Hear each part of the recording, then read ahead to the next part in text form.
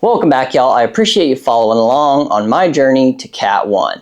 Many of you guys already know that a fantastic way to accumulate points is stage racing, if you're good at it. Now, stage racing usually occurs over the course of multiple days and historically includes a time trial, road races, circuit races, and here in the United States, criterium racing. So in stage racing, there's what's called a general classification, or GC. The GC standings are based on the cumulative amount of time it takes a racer to complete all stages of the race. The racer that completes all of the stages in the least amount of time wins the overall classification. Now, if you've been following along, you know I'm chasing Cat 1 points. You're probably wondering how the heck this has anything to do with my getting from Cat 2 to Cat 1 this season. As a Cat 2, if you do well in the general classification, not only do you rack up points from the individual stages that you raced and finished well in, you also rack up massive points for finishing very well in the overall general classification. This is a good opportunity to double dip. More opportunity is, quite frankly, more opportunity, and stage races allow you to accumulate points in a very short duration of time. So why not take advantage of that?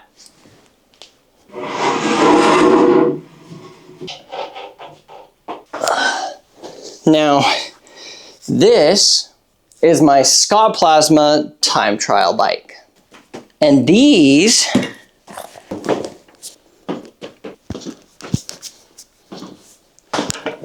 are all the silly things that I've purchased over the last few months to try and make me just a little bit faster. Now, why would I spend so much money on probably just a few watts?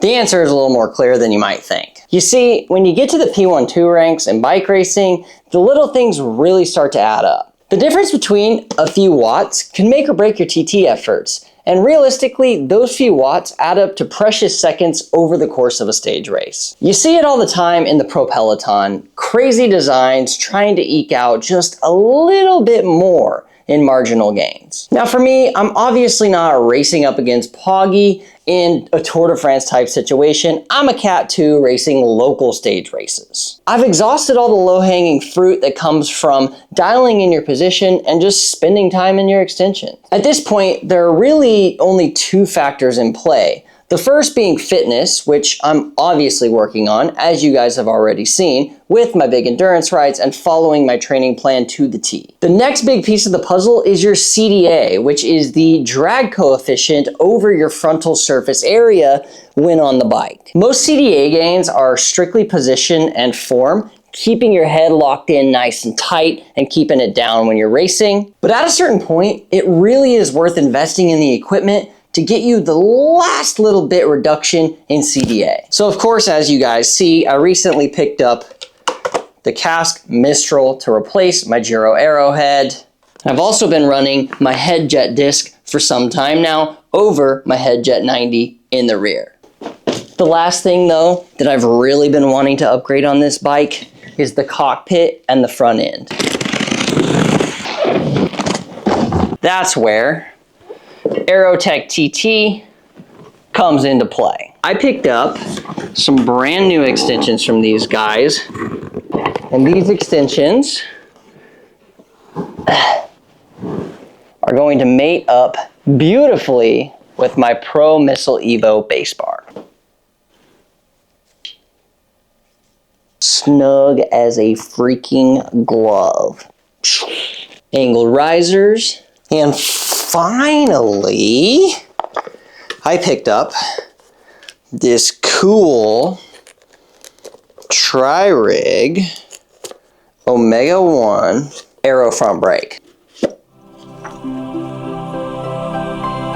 Now, you're probably wondering how the hell am I going to determine just how many watts I actually saved buying all this BS? Well, that question can easily be answered by my boy, Max Haggard. So let's go ahead, pop over to the track, and get down to some aero testing. 94, you mean big gear efforts? Well, I was trying to hit 200 today.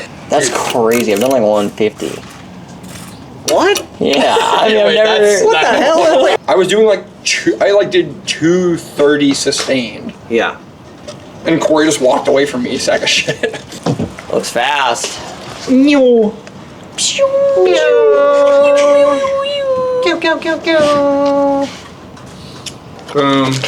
Boom. What am I explaining here?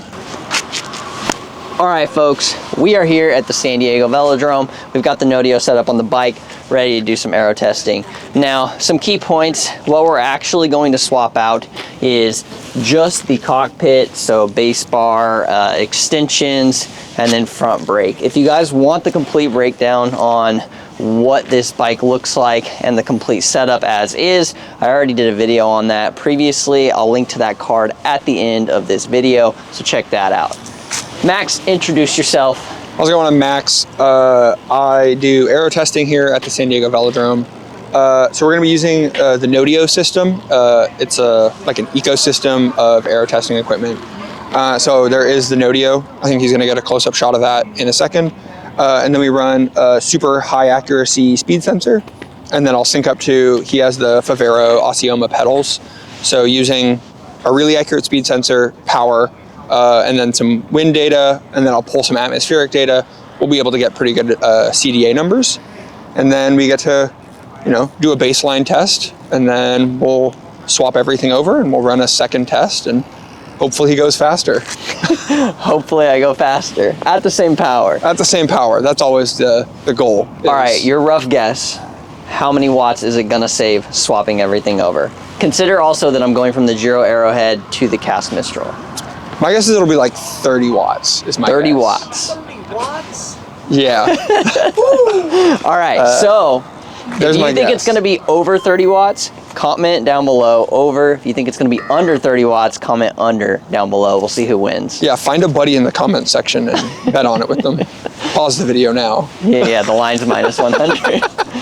All right, guys, we're gonna go ahead. I'm gonna get kitted up. We're gonna get started with things and get things dialed in and start doing some testing. Perfect. Rad.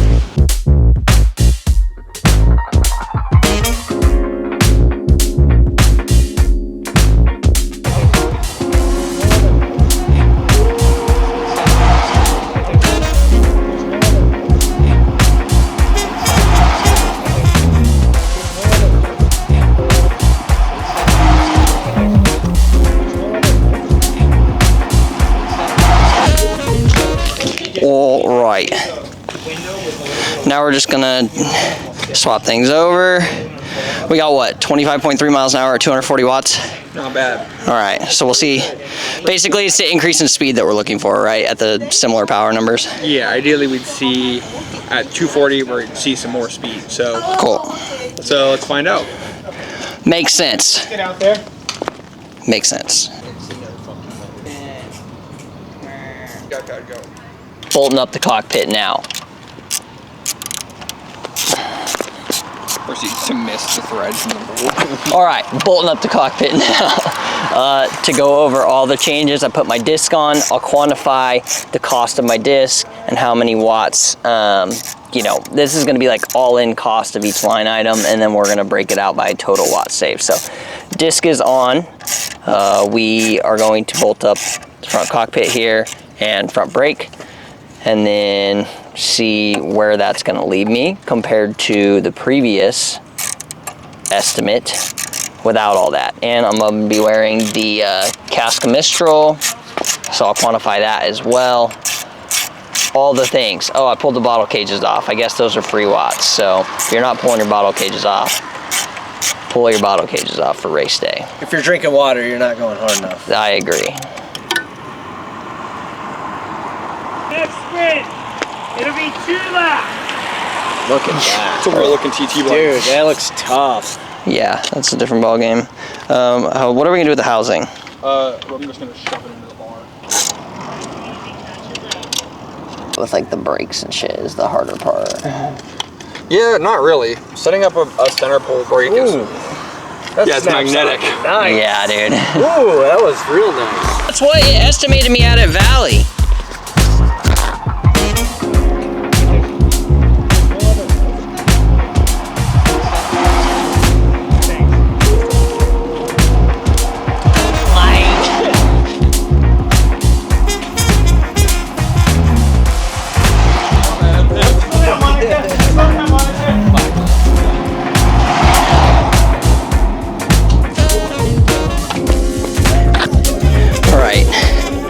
First impressions though, that felt a hell of a lot faster. So now to crunch some data and see how much faster. 0.22. Untrimmed? Yeah, so like not like doing any futzing, just like the raw average that it gives me, which is kind of useless. That's not as much as I would have guessed. Yeah, I mean it's also hard though because it's like you have to like see now you trim and it's like 0.217. I'll talk to you then. Like pretty trimmed. Raw. Yeah. So 217 pretty trimmed. yeah, like semi trimmed. Yeah. Like point. I mean, depends on how you trim, but yeah, somewhere in the low 0.21s. That's not good. So 0.21 for your rider your size. I mean, I'm 0.21. It's just what it is. How many watts does that translate to? Do you know yet? At 255, Yeah. you were going almost 27 miles an hour. Damn. And Yeah. at 240, you were going 25. Yeah. So at 15 extra watts, you pick up an extra 3 miles an hour. Okay. Which is insane. Yeah. Yeah. That's like that's a lot. astronomical. Yeah. Because especially once you get up to higher speeds, right? Because it's going to be Yeah, even it more. increases as a Yeah. Yeah, a cubic. it's So, exponential. I mean, probably So if I'm at 320 honestly, watt I hate to be race like, I pace. fucking called it. It's about 30 watts. Yeah. Yeah. My guess is that the helmet probably makes up like 10 of that. The extensions probably make up about 10 of that. The TriRig probably makes up 6 of that, and the disc makes up about 4 of that. Yeah, disc is like historically 4 watts for people, right? Yeah. Especially when comparing it to just So like the that was head jet only 4 90. watts. Compared against like a fast 90 mil rear. Yeah, which is it's like not. Yeah. I'll pull this into Golden Cheetah though and like actually take a real look at it. But Well, all right then.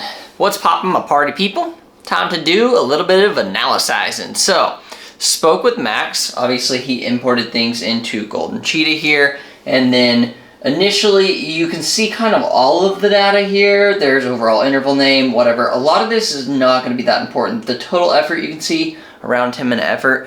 We, of course, chop off the beginning of this because it's just me in the warm-up circle going around in circles. That's not aero position, full gas. We also chop off the end, which is kind of like the cool down area, me rolling around, whatever. So all the data is not needed in this case. What you're really looking at is the selection here. So in each page, there's a selection, and the duration is about 5 minutes for the first one. You can see that my CDA comes in at 0.240. I think Max said in his selection from Golden Cheetah's 0.239. And then in the next selection, if we look at the other screenshots from Golden Cheetah, we're looking at 0.213 CDA. So that's a 0.026 overall reduction. Now, to talk about that in percentages saved, you're looking at about 11%. And since I was pedaling around 260 watts, we're saving right on the money, 30 watts. Max has been doing this stuff for a while. The dude nailed it. I don't know if over or under wins here. Maybe it's a push. Now, after some price research, this is the moment you guys have all been waiting for. We have $960 head jet disc. The thing here is that I already had a head 90 mil, which is pretty fast. So let's talk incremental savings here instead of just outright cost of the disc. The head jet 90 mil rim brake is $580. So you're looking about $380 differential there, which will add into my total. The cask is $450 compared to my Giro Arrowhead at $300, so there's $150 for incremental savings there. The VentoX AerotechTT extensions were $835. I don't have the base cost of the setup that I got with the Scott Plasma stock, so I'm not going to include that. I'll just say that $835 is in incremental gain. The Omega 1 TriRig Front Brake is $236. An Ultegra front brake caliper for rim brakes is essentially negligible, so I also won't count that as incremental. It'll be the full $236. So, crunch some numbers, add all those up. Okay, $1,601 total dollars divided by 30 watts saved. Not as bad as I thought it was, actually. $53.37 per watt. Is it worth it? You tell me in the comments below, guys. I'm not sure. but bike racing's expensive, I guess. Anyway, 30 watts is a lot. 11% is a lot. I am very stoked on this. One thing that I noticed last year is when I went out too hard in some TTs thinking there was going to be a big headwind, when I was coming back and I died, my speed dropped dramatically. If I get into a situation where I do die, obviously I would like to just be able to like maintain my speed and power output as targeted, but if I don't, I might end up in a situation where I have enough reduction in CDA to still be traveling at 27, 28 miles an hour at race pace, so that my average speed comes in closer to 28, 29, 30, which puts me in that upper echelon of the Cat 2 field at these major stage races. So, I hope this was an interesting video for y'all. Obviously, it's a little bit different than following my training, but it does matter when it comes to accumulating those precious Cat 1 points. So, stay tuned, guys. I think next up, I'm gonna have a little bit of holiday training action for you, and I'm gonna talk about front loading your training when you're going into a holiday week. So, if you like this video, smash that like button for me, subscribe and stick around to the series, and I will see you again soon. Thanks for watching.